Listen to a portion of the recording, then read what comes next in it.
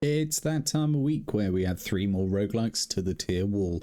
We've got 3 bangers this week. We've got Risk of Rain 2, FTL, and Loop Hero.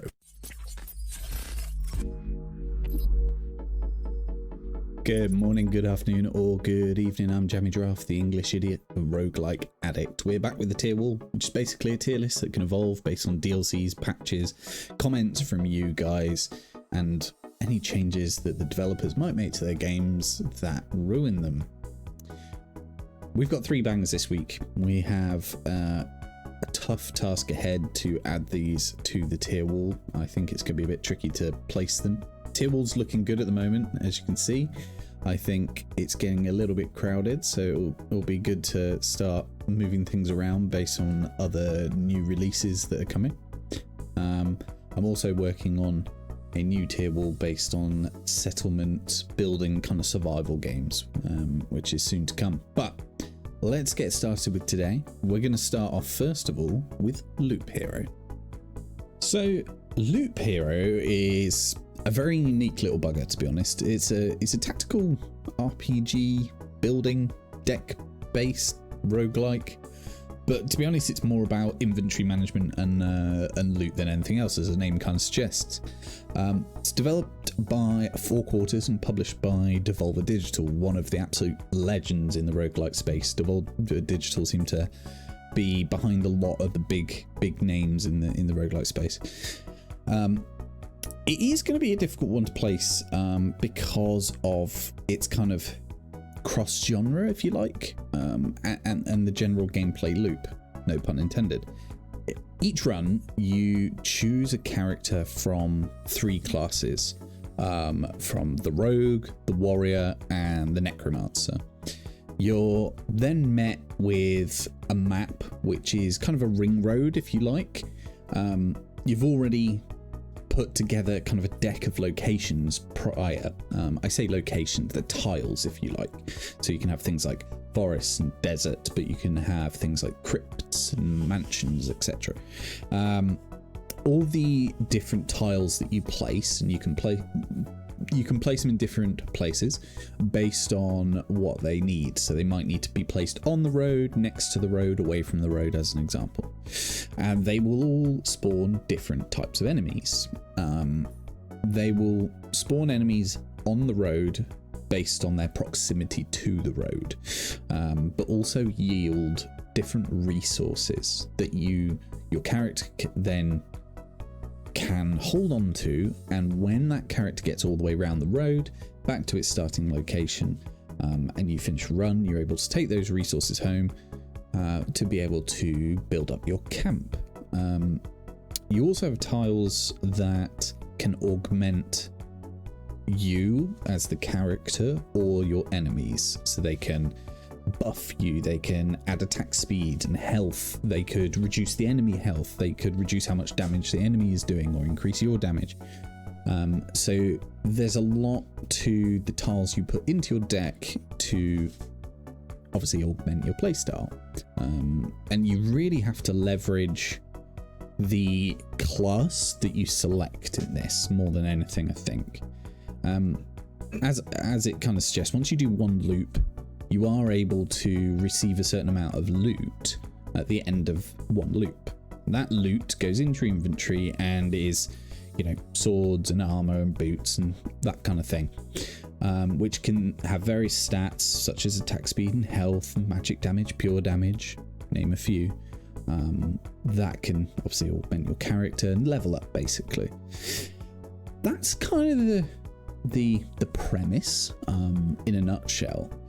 But as you play more and more, and as you place more and more tiles, I should say, the boss bar up in the top left fills. When that boss bar is filled, the boss will spawn at the village home tile. Okay. When you then complete the current loop that you're on, you will fight that boss. The different bosses definitely have different strategies and different characters that are better at beating them, but they do definitely initially pose quite a challenge. I think the game as a whole has a good level of complexity to it. it's one of those that once you learn through trial and error, you can quite quickly get a grasp of how you need to progress, what resources you need to be able to build certain things in your camp, to be able to unlock certain cards. So you've always kind of got a goal that you need to play for, even though that might not be clear when you first start out.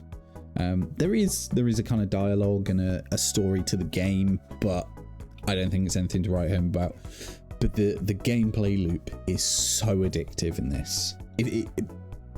I think you need to be a lover of roguelikes to love it, I would say, or a lover of idle games. Because once you set your character going, you're able to just pause at any point to make changes. So it will automatically pause after a loop. Therefore, there is an element of you can kind of leave it running and come back to it. And once you get a build strong enough, you can pretty much leave it running for a while. The art style can be a little jarring, I think, to some. The music's nothing to write home about. But I have to just keep coming back to the gameplay loop. It's oddly addictive. And I think it has helped pioneer a lot of different genres because they threw so many genres into the one game. It came out a little while ago now, and I think it has inspired a lot of other games that I see on these lists. So I think it's going to be hard to place, right? Placing this, like I said, it's going to be interesting, and something we all like in roguelikes is uniqueness, okay, and gameplay value, right? I think gameplay value holds a higher proportion of a game's ranking than story, than artwork. It's a roguelike after all. It's meant to be fun. It's a game, right? And the gameplay to this, I think, is very addictive. The game's cheap as well, which adds to the value you get out of it. So I think this deserves a spot in rare. I look below rare. We've got Patch Quest, Monster Train, Emberwoods Right on the Cusp, Orbital Bullet, Peglin, Megaloot, Tape to Tape, Dungeons and Degenerate Gamblers. I feel like Loop Hero has affected future games more than any of these. Like Megaloot, I don't think would exist without Loop Hero. So I'm going to put it in rare. I don't think... I am tempted to say it's better than Darkest Dungeon, but I think Darkest Dungeon has more pedigree. So I'm going to place it about here for now. Sorry for the rambling on that one, but it's not easy. Now let's move on to another controversial and interesting one, which is Risk of Rain 2. So, Risk of Rain 2 is a third-person shooter action roguelike published by Gearbox Publishing, I think they're called, and developed by Hopu Games. So I'll start by saying I do love my time playing this game. Okay, it's a fast-paced. It literally doesn't care about story. It just wants you to find loot combinations that break the game and push you to go further and further and further. Think of it like, Binding of Isaac and Slay the Spire kind of encourage you to try and find those builds that just break the game. Okay, the whole premise of this game, I think, is around that finding the loot combinations to break it.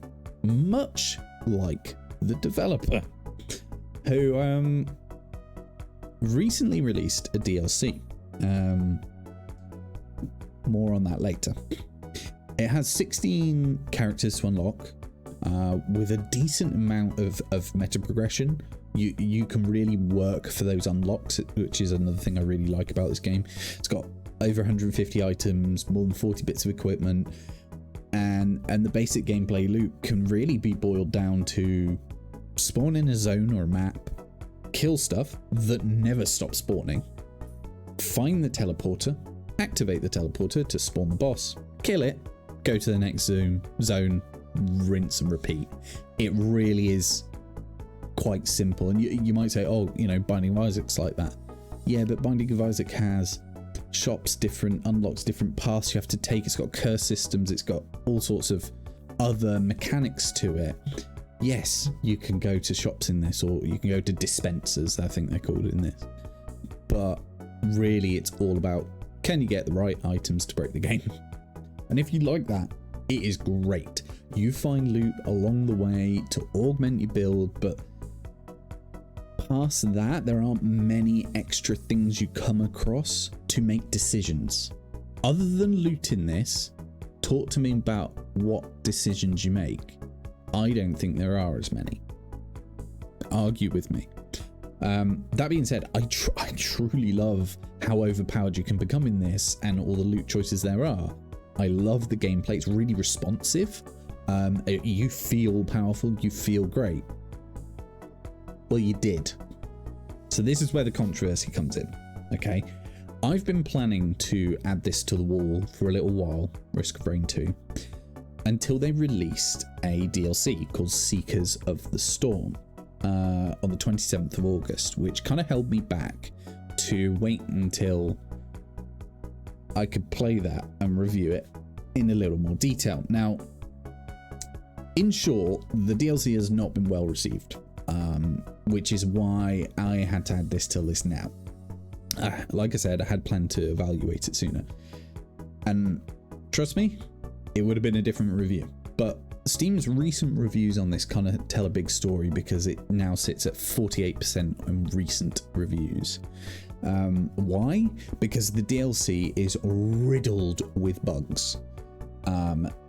It changed a lot of core principles as well, of which the game, it kind of killed a bit of the fun of the game. They've already tried to fix it in a few patches, and you know, they've made a bit of progress, but they really screwed this game up, and I think it was a money grab DLC. To name a few bugs, right? Final boss can become invincible. Soft locking your progression at all. Connecting a second controller or device can delete your entire save. No shit. Items can just disappear from dispensers, so you can go to a dispenser, pay for it, not get the item. Damage and healing have become somehow tied to frame rate, which means if you've got a high refresh rate monitor, kills your FPS entirely. That's just to name a few. There are a lot of smaller and some bigger bugs. I would love to recommend this game. This game is brilliant, but not right now. Right now, it's in a really bad place. Until they fix things, I can't, in all good consciousness, put this very high up.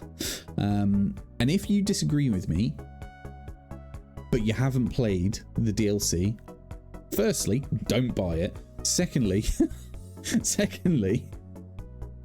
if you do buy it, tell me I'm wrong, because they've really screwed it up. Anyone watching this who's played it in the recent weeks, I'm sure has some idea of what I'm going on about. And in keeping with the way the wall works, I cannot currently rate it highly, like I said, but Hopu Games, fix this please, and you'll 100% be going back up the list. But for now, I'm going to be really harsh on this, as you broke a great thing, so I'm slapping you in common. Now, bring the comments, but first, don't pay for the DLC, but go and look at some other reviews, go and look at some gameplay, do your research, okay? And honestly, I think, hand on heart, if the DLC hadn't come out, this would be in the rare epic space. I would say bottom end of epic. Okay, so just keep that in mind. I'm not being that harsh. Now, finally, we will move on to FTL, or Faster Than Light. Now, FTL, this is for you, a normal guy, 8407. So FTL is a tactical, turn-based spaceship management simulator, I guess. It's a classic, okay? This game came out 12 years ago now. Game, at the face of it, the first time you play it might not grab you. It takes a couple of sessions until you get that itch, that desire for that one more go. It's developed and published by a two-man team at Subset Games, and as I said, released 12 years ago. Yeah, I'm old, deal with it. You captain a Federation starship on the run from the rebels, as you need to deliver important data to the rest of the Federation fleet to turn the tide of the final battle. Now, simple as that, right? But you man a crew who individually can be tasked to run various rooms in the ship, each with its own role. So you have a ship with multiple rooms. Each of those rooms does a particular thing. So you've got a room for your shield, for your engines, for your weapons, your cockpit, your oxygen supply, etc., etc. And the crew can actually gain experience, which is one of the things that I think is really underrated with this game, is that you're not just manning the ship, you're manning the crew, and the crew can level up and gain experience if they're left to deal with particular rooms. You can even encounter events where you get additional crew members who aren't even human, which is quite cool. So you use your ship to jump from location to location, running away from the rebels. So it's each location is an event, a fight, a shop, something like that. And you need to maintain multiple things. Your fuel, for one, to continue your run, but also your hull's integrity to keep it intact so it doesn't break and explode. And you'll come across enemies, like I said, shops, events. Now, when you do come across an enemy during combat, your main focus is in balancing the power to your ship. And you need to move that power to various parts of your ship in order to fire your weapons, or maintain your shield, or keep oxygen flowing around your ship. You need your shields up to make sure that they can't damage parts of your ship. But you also need power to your weapons so that you can defend yourself. And where are you going to aim? You need to aim your weapons to the other ship that you can see their different rooms and what their different rooms control. So you might want to, shoot the engines so that they can't run away. Maybe you shoot their oxygen supply to kill the inhabitants. You've got constant choices in this game, and you can pause so that you don't get overwhelmed and make those decisions during the pause. Maybe a fire breaks out and you could consider using your crew to go and put out that fire, risking them, obviously, or you could open an airlock nearby and maybe you have to string a few doors together and move your inhabitants out of those rooms, but you could just starve the fire of oxygen. Okay, and then you close the airlock again, but what if your oxygen room isn't running? You then have rooms that can't even be entered because there's no oxygen in them. So there's a constant firefight to keep everything running. Your ship's integrity, your oxygen, your fuel, your crew. Hence me saying it's a management sim. There's just so many choices, which is what I love about FTL. And once you reach the end of one of those maps, you need to charge your FTL drive to jump to the next location, and you'll literally see on the map the rebel wave, if you like, encroaching on your position. So maybe you stay around longer to pop to a shop to get more fuel. It's a very challenging game, I think, particularly to start. At least I think there's a curve to learning this, but you get to do some meta progression as well, because you can unlock ships and weapons and different things that you can buy during your runs.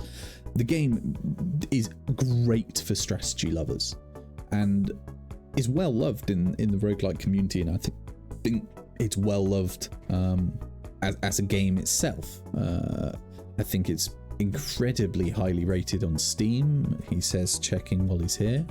One moment. Overwhelmingly positive, 95%. There you go. So it is a fantastic game. To me, this is on the same lines between Epic and Rare. I personally prefer it to Darkest Dungeon, but not as much as Enter the Gungeon, right? By far, I would say. So that's how I'm placing it. I'm going to place it slightly above Darkest Dungeon. Now, you know, Darkest Dungeon came out a long time after this, so, you know, there's a history play to it as well, I think. History of roguelikes. Can you talk about history when it's 12 years? Well, I have now. I can see some strong opinions in the feedback from this one, and please, I encourage you to give them as always. So they're the 3 for today. If you made it this far, please drop a like, notification, and hit that subscribe button. Next week, I'm going to be aiming to get the first episode of the new wall made. Looking to also get another episode of this ready potentially in the same week, but watch this space, it'll be one or the other, depending on what other things I've got going on. But also, please throw me some ideas. What other subjects do you think I should do a wall of? It doesn't necessarily have to be game related. You know, maybe it's, I don't know, it could be food, it could be film, it could be whatever, music. But give me some ideas. I'm going to wrap it up there. I'm absolutely knackered, so I'm going to just send positive vibes. Love to all. Jammy out.